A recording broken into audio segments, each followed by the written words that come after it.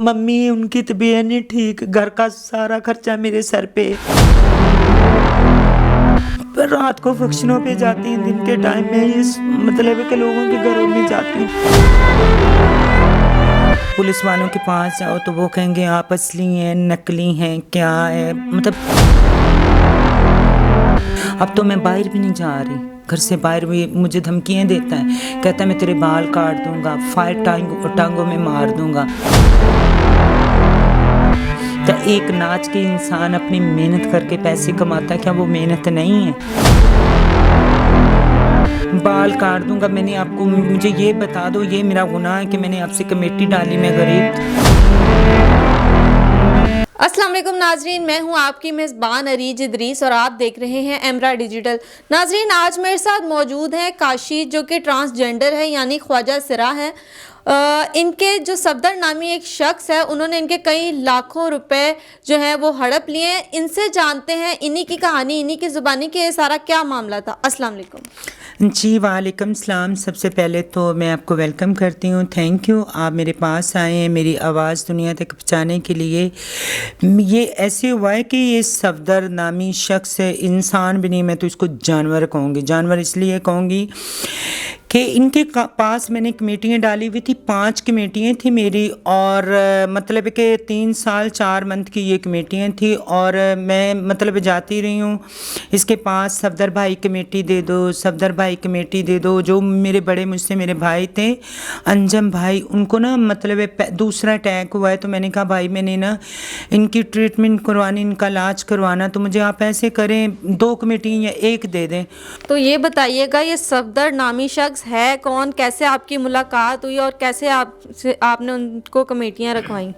ये सफदर नामी शख्स, इनकी किश्तों की दुकान है। अच्छा। और ये मोहल्ले में इन्होंने केबल थी इनकी, और ये आते जाते थे, मतलब काफ़ी लोगों ने इनसे कमेटियां डाली, और इन्होंने ये ऐड चलाया, ये वाला जो इनका ये है कमेटियों के ऊपर इन्होंने ऐड चलाया। इनसे मैंने राब्ता किया, और राब्ता किया तो इन्होंने कहा कि आप ही ये 5000 महीना है, और आपको ना पहले मुझे कहते हैं कि 2 कमेटियाँ 3 आपको पहले देंगे, बकाया बाद में देंगे, और अभी तक मुझे 10 रुपये, ला इलाहा इल्लल्लाह मोहम्मद रसूलुल्लाह, मैं कलमा गो मुसलमान हूँ, मैंने 10 रुपये भी इनसे नहीं लिए अभी तक, ना इन्होंने मुझे दिए। धमकियाँ बस दी हैं, गालियाँ निकाली, और इनकी ज़बान इतनी गंदी इनकी लैंग्वेज है कि मैं अगर वो आपको रिकॉर्डिंग लूँ तो आप परेशान हो जाए ऐसे शख्स की। तो इनकी दुकान कहाँ पे है?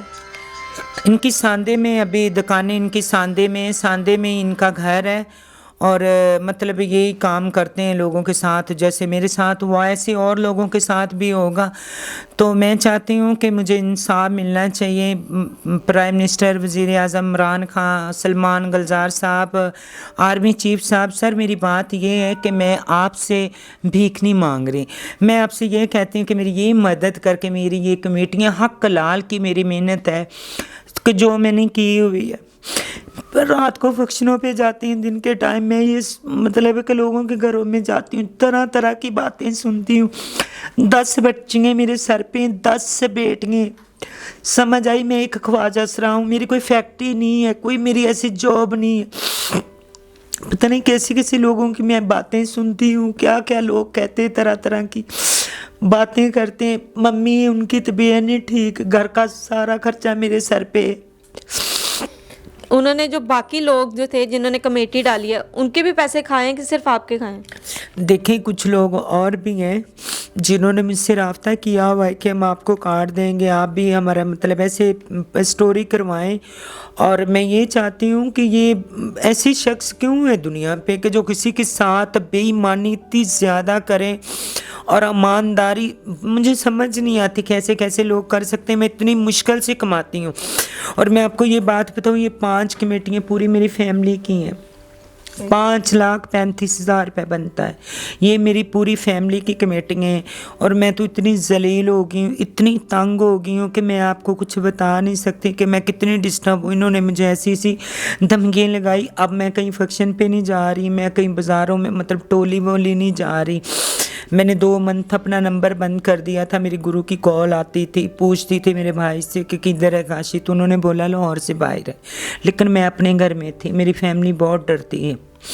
तो पुलिस ने कुछ भी नहीं किया, आप FIR करवाने गई, आप दोबारा नहीं गई?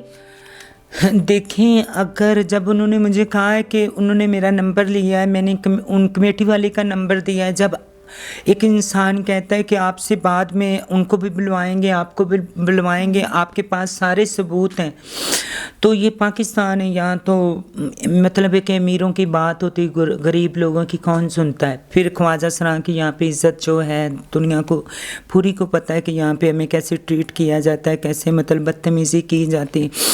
पहले नंबर पे तो पुलिस वालों के पास जाओ तो वो कहेंगे आप असली हैं, नकली हैं, क्या है, मतलब उल्टे पुल्टे ऐसे सवाल कर देते हैं जिनमें बहुत शर्मिंदगी होती है।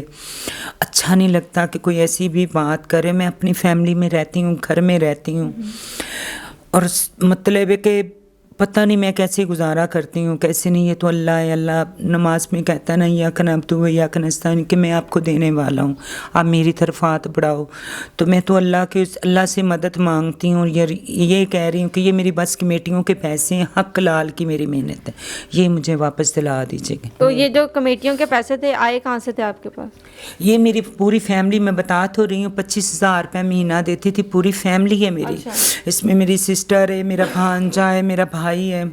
भाई के ना पाँव की प्रॉब्लम, उनका ना ऑपरेट हुआ था पाँव का, पता नहीं क्या हुआ था बचपन में ही ना, तो मतलब है कि कोई वज़नी काम नहीं कर सकते, जिनकी 6 बेटियाँ। बड़ा भाई जिनकी डेथ हो गई, उसकी 4 बेटियाँ, सब कुछ उनका मैंने करना होता है।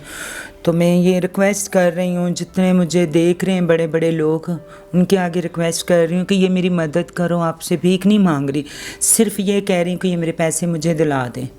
मेरे पास बच्चियाँ हैं, मेरी माँ है, मैं अकेली कमाने वाली हूँ। अब तो मैं बाहर भी नहीं जा रही, घर से बाहर भी मुझे धमकियाँ देता है, कहता है मैं तेरे बाल काट दूंगा, फायर टांगों में मार दूंगा, तुझे किसी फंक्शन पे बुला के गवाह करवा दूंगा, मरवा दूंगा, तू क्या कर सकती। अब मैं कोई फंक्शन 2 माह से मैं कहीं भी नहीं जा रही, ला इलाहा इल्लल्लाह मुहम्मद रसूलुल्लाह, मैं घर से नहीं बाहर, उसके डर से। मेरी अम्मी रोती कि बाहर आप नहीं जाएं, आपके साथ कुछ भी हो जाएगा, फंक्शन पे भी नहीं जा रही मैं। तो ये कितने साल हो गए ये सारा मामले को कमेटी के? ये 2020 में ख़त्म हो चुकी है ये कमेटी, 2020 में लास्ट इसका हो गया था, और 2020 के बाद आप ये सोच लें 2022 दूसरा महीना चल रहा है, और ये फिर भी मुझे कुछ नहीं इसका, मैं क्या इसके बारे में कहूँ, ये क्या कर रहा है मेरे साथ और क्यों कर रहा है, मैंने इसका क्या बिगाड़ा है, मैंने तो इससे कोई बदतमीज़ी भी नहीं की थी। ये मुझे कहता होता था जब कमेटी लेनी, बाजी काशी किधर है आप, मैंने कहना भाई फंक्शन पे हूँ, बाहर हूँ, घर से आके दे दूँगी, ठीक है बाजी आ जाना, कमेटी दे देना। अब वो मुझे पहले बाजी, अब मुझे उसके वर्ड होते मेरे ऊपर, तू एक नचनिया है, एक नाचने वाली, मैं तुझसे कुछ भी कर सकता हूँ। क्या एक नाच के इंसान अपनी मेहनत करके पैसे कमाता है, क्या वो मेहनत नहीं है? वो जैसे अल्लाह पाक इंसान को बना देता है, अल्लाह पाक ने ऐसी एक रूह इंसान के अंदर डाल दी है। तो आप लोग कौन होते हैं? अल्लाह पाक तो कसम खाता है कुरान पाक में कि मैंने जिसको जैसा बना दिया आप उसके ऊपर उंगली नहीं उठा सकते। फिर अल्लाह पाक उस शख्स के ऊपर वहाँ पे 7 दफ़ा लानत करता है कि तू इसके ऊपर उंगली उठा रहा है, क्यों उठा रहा है। तो मैं इससे ये कह रही हूँ कि भाई ये मेरे हक लाल की मेहनत है, रिक्वेस्ट आपके आगे कर रही हूँ, ये मेरे पैसे मुझे दे दें, और मेरी आपसे कोई दुश्मनी नहीं है, मैंने आपसे बदतमीज़ी भी नहीं करी। फिर आपने मुझे धमकियाँ लगाई, फायर मार दूंगा, टांगों में मारूंगा, फंक्शन पे बुलवा के मार दूंगा, बाल काट दूंगा। मैंने आपको, मुझे ये बता दो, ये मेरा गुनाह है कि मैंने आपसे कमेटी डाली, मैं गरीब थी, ये गुर्बत से मेरी से फ़ायदा उठा रहे हो। टोटल 15 लाख जो है इन्होंने आपके 15,35,000 रुपये। 15,35,000। जी नाज़रीन, आपने देखा मेरे साथ काशी मौजूद थे जो कि ख्वाजा सिरा हैं, और ख्वाजा सिरा भी हमारे माशरे का एक हिस्सा है। इनकी आपने कहानी सुनी, इनको इंसाफ मिलना चाहिए। इसी के साथ अपनी मेज़बान अरीज इदरीस को दीजिए इजाज़त। अल्लाह हाफ़िज़।